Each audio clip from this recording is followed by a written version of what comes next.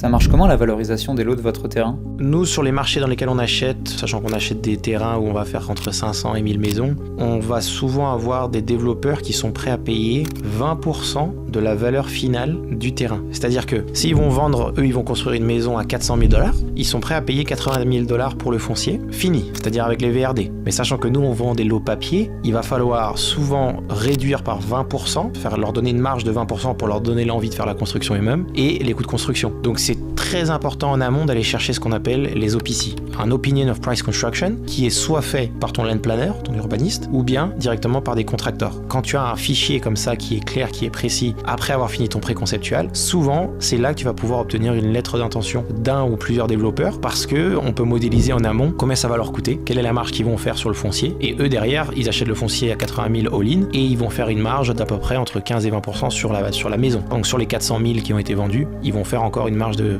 peut-être 80 000 $ par maison. Ça dépend des marchés, ça dépend de la taille du lotissement, ça dépend de la taille du développeur, parce qu'il y a des développeurs qui sont très concurrentiels. Par exemple D.R. Horton ou Lennar ou Ashton Wood, c'est des gens qui font plus de 50 000 maisons à l'année. Donc ils sont capables d'aller chercher des marges de 12-13% par maison sur des marchés bien évidemment très actifs.